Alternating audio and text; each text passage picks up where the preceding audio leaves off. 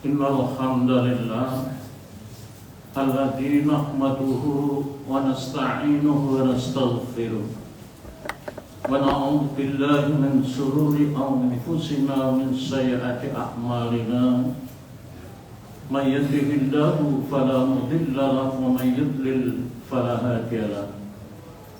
Asyhadu an la ilaha illallah wahdahu la syarika lahu wa asyhadu anna Muhammadan abduhu wa rasuluh. Allahumma shalli ala Muhammad wa ala alihi wa ashabihi wa man tabi'ahum bi ihsanin ila yaumiddin. Qala Allahu fil Qur'anil Karim, a'udzu billahi minasyaitonir rajim. Ya ayyuhalladzina amanu taqullaha wa qulu qawlan sadida yuslih lakum a'malakum wa yaghfir lakum dzunubakum wa may yuti'illaha wa rasulahu faqad faza fawzan 'azima. Wa qala wa ila madyana akhahum Syu'aiba qala ya qaumi ibudullaha ma lakum min ilahin ghairuh qad ja'akum bayyinatun min rabbikum fa'awful kaila wal mizana wala taqwasun nasa asya'ahum wala tufsidu fil ardi ba'da islahiha dzalikum khairul lakum in kuntum mu'minin. Hadirin jamaah salat zuhur Masjid Al-Furqan yang insyaallah kita semua dirahmati Allah. Mari kita senantiasa bersyukur kepada Allah atas segala nikmat dan karunia yang diberikan pada kita. Siang ini kembali Allah memberikan kesempatan kita. Kesempatan adalah karunia yang amat berharga. Sebagai insan beriman tentu akan memanfaatkan segala kesempatan yang disediakan dan diberikan oleh Allah kepada kita ini, agar secara maksimal kita dapat melaksanakan tugas dan fungsi hidup kita yang tidak lain adalah untuk beribadah kepada Allah Subhanahu wa Ta'ala. Mudah-mudahan seluruh amal ibadah kita selama ini diterima oleh Allah Subhanahu wa Ta'ala. Amin. Salam serta salam semoga tetap tercurah pada junjungan kita Rasulullah Muhammad sallallahu alaihi wasallam yang telah memberikan bimbingan, tuntunan dan pelajaran kepada kita sehingga kita dapat melaksanakan tugas hidup ini sesuai dengan petunjuknya. Hadirin rahimakumullah, di awal tadi saya bacakan surat Al-A'raf ayat 85. Kita pahami bahwa Al-Quran yang diwahyukan oleh Allah adalah untuk memberi peringatan, untuk memberi petunjuk, sekaligus sebagai pelajaran bagi kita umat Muhammad Sallallahu Alaihi Wasallam. Jadi bisa berfungsi peringatan, juga sebagai hidayah, petunjuk bagi kita, juga bisa sebagai pelajaran. Jadi kita mendapatkan pelajaran dari petunjuk Allah, dari wahyu Allah tersebut. Sekarang apa yang dapat kita pahami, yang dapat kita ambil pelajaran dari surat Al-A'raf ayat 85 itu? Pengalaman yang sangat berharga, di mana di dalamnya mengkisahkan umat-umat sebelum Rasulullah Muhammad SAW. Mereka berperilaku yang mengembangkan kezaliman, menyembah selain Allah, mengambil hak orang lain, takabur yang mereka kembangkan di dalam perilakunya. Lalu kemudian Allah memberikan pelajaran, memberikan peringatan, memberikan petunjuk pada surat Al-A'raf ayat 85 ini, yang pada waktu itu mengkisahkan tentang umat Nabi Syu'aib. Di situ ditegaskan wa ila madyana akhahum Syu'aiba. Disampaikan kepada penduduk Madyan, telah diangkat dari kalangan mereka, dari keluarga mereka, yaitu Nabi Syu'aib.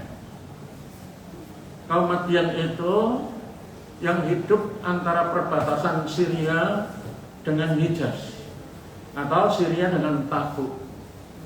Jadi kalau kita dari Madinah itu masih ke utara lagi, di sana ada suatu kaum Madyan. Kaum ini adalah menyembah berhala, menyembah patung yang disebut Aika, patung Aika, yang berada di tengah wadah. Kemudian di situ ada pohon. Nah, pohon itu yang menjadi sesembahan bagi kaum Madyan itu. Kalau di Indonesia barangkali di tengah sawah itu biasanya di desa itu ada puduk, namanya puduk itu. Artinya ladang yang ditanami padi atau tanaman yang lain. Kemudian ada daratan yang di situ ada pepohonan. Biasa digunakan sesembahan oleh pemeluk agama Arbi. Misalnya kalau kita lihat di Balai Kambang, di situ ada pura, tapi nyebrang dulu. Ada sebuah pulau di situ. Di Boring ada pegunungan di sana, itu juga digunakan untuk pemujaan. Nah, kaum Madyan, ladang di situ ada pepohonan yang digunakan atau justru itu disembah, bukan digunakan untuk melakukan sesembahan, tapi justru itu yang disembah. Ini perilaku mereka. Perilaku yang kedua, kaum Madyan itu suka merugikan orang lain. Maka ketika terkait dengan sesembahan, Allah mengajari kepada Nabi Syu'aib yang diulang, diwakilkan kepada Rasulullah, qala ya qaumi budullaha, wahai kaumku sembahlah hanya kepada Allah. Malakum min ilahin ghairu, tidak ada sesembahan kecuali hanya kepada Allah Subhanahu wa ta'ala. Qad ja'akum bayyinatun mir rabbikum, di mana telah datang ya kepadamu bukti-bukti yang nyata dari Allah Subhanahu wa ta'ala. Karena Allah selalu menyempurnakan. Selalu menyempurnakan. Nabi Adam, kemudian diteruskan Nabi Idris, Nuh, Hud, Soleh, Ibrahim, Ishaq, Yakub, Yusuf, Ayyub, dan seterusnya sampai Khatamul Anbiya dalam Muhammad SAW. Untuk memperbaiki, setelah ditinggal nabinya, rusak lagi, diperbaiki lagi. Masa Rasulullah sebagai Khatamul Anbiya, tidak mungkin ada Rasul lagi karena beliau adalah sebagai Khatamul Anbiya. Tapi kemudian diberikan bekal. Taraktu fikum amrayni ma in tasumtum bihi malan tadillu, kitab Allah wa sunnat Rasul. Saya tinggalkan untukmu dua hal yang apabila engkau berpegang teguh kepada keduanya, engkau tidak akan tersesat. Supaya kita ini benar-benar fokus di dalam bertanya untuk kehidupan atau menjalani kehidupan ini merujuk kepada petunjuk Allah Al-Quran dan Sunnah Rasulullah SAW. Lewat taklim yang kita lakukan, termasuk yang dilaksanakan di Masjid Al-Furqan, Rumah Sakit Islam Aisyah malam ini, untuk penyegaran, pencerahan gitu.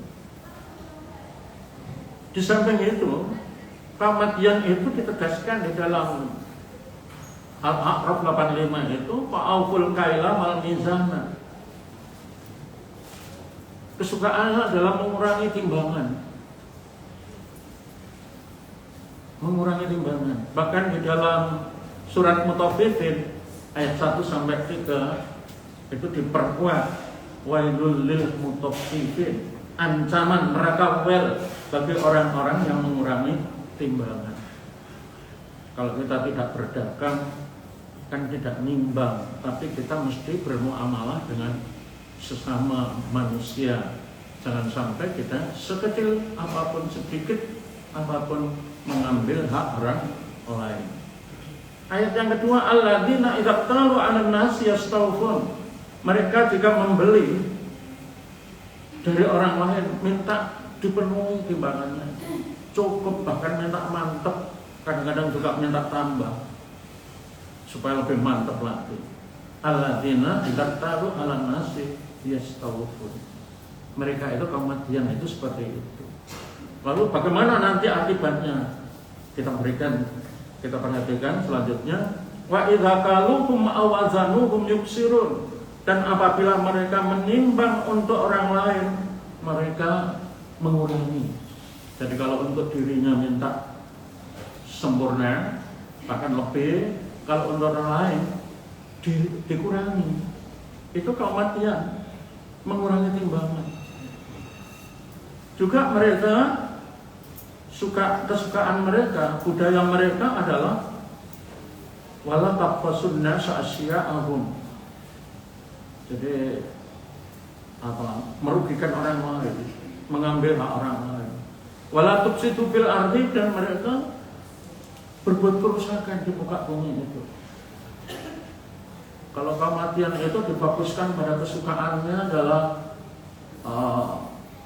melakukan pembegalan, penghadangan, kemudian mengambil apa yang dibawa oleh pengguna jalan itu. Ini kaum Madian melakukan seperti itu. Ini disampaikan oleh Allah pada Rasulullah agar umat Muhammad tidak mengulang seperti kaum Madian, umat Nabi Syuaib itu. Dzalikum khairul lakum in kuntum mu'minin. Yang demikian itu lebih baik bagi kamu jika kamu menyatakan sebagai orang beriman, tidak menyembah selain Allah, tidak mengurangi timbangan, tidak mengambil hak orang lain, tidak merampas hak orang lain, tidak takabur, tidak sombong. Kalau kaum Madian itu dinasihati oleh Nabi Syuaib, justru Nabi Syuaib itu diusir. Ini lalu bagaimana akibatnya? Kita bisa melihat petunjuk Allah surat Al-A'raf ayat 91 dan 92. Lalu bagaimana akibatnya? Fa'akhadhathumur rajfatu fa'asbahu darihim jathimin. Jadi kemudian mereka ditimpa gempa sehingga mereka menjadi mayat yang bergelimpangan di dalam rumah. Fa'akhadhathumur rajfatu fa'asbahu darihim jathimin. Karena dinasihati tidak dihiraukan, diabaikan, justru menentang. Yang menasihati malah diancam, diusir. Mereka tetap melanjutkan sesembahan kepada patung Aika dari pohon itu. Mereka juga tetap budayanya adalah mengurangi timbangan, suka malah mengambil orang lain, begal dan apapun bentuknya. Maka terakhir Allah yang memperingatkan, fa'akhadhathumur rajfatu fa'asbahu darihim jathimin. Jadi gempa yang begitu dahsyat sehingga tidak ada yang tersisa masyarakat Madian pada saat itu. Alladzina kadzabu Syu'aiba ka'allam yaghnau fiha alladzina kadzabu Syu'aiba kanu humul khasirin. Ditegaskan di dalam ayat 92. Demikianlah dahsyatnya gempa itu sehingga orang-orang yang mendustakan Nabi Syuaib itu seolah-olah mereka tidak pernah berdiam di kota itu, Madian. Karena apa? Situasi yang sudah hancur, yang begitu dahsyat tidak bisa ditempati. Seandainya dia itu diberikan kesempatan melihat, tentu dia seolah-olah tidak pernah berdiam di tempat tersebut karena kehancuran yang sangat luar biasa itu. Nah, dari Al-A'raf ayat 85 kita ambil kesimpulan agar kita ini benar-benar menjadikan Al-Quran ini sebagai hidayah, sebagai petunjuk, sebagai peringatan, dan memberikan pelajaran kepada kita. Jangan sampai mengulang kepada umat-umat terdahulu seperti umatnya Nabi Syuaib, umatnya Nabi Nuh, umatnya Nabi Lot, Nabi Hud, dan seterusnya, yang semuanya itu karena pembangkangan dan kezaliman yang begitu dahsyat kemudian dimusnahkan oleh Allah Subhanahu wa taala. Kita bersyukur kita masih diberikan kesempatan untuk bisa taklim, tadabbur, bersilaturahim lewat sholat berjamaah yang kita lakukan di Masjid Al-Furqan Rumah Sakit Islam Aisyah Malang. Mudah-mudahan Allah memberikan kemampuan kepada kita untuk selalu istiqomah jalan Allah dan Rasulnya sampai akhir perjalanan hidup kita, sehingga benar-benar kita menjadi hamba yang husnul khotimah. Ada hal yang berat dan mohon maaf. Subhanakallahumma wa bihamdika asyhadu an la ilaha illa anta astaghfiruka wa atubu ilaik. Assalamualaikum warahmatullahi wabarakatuh.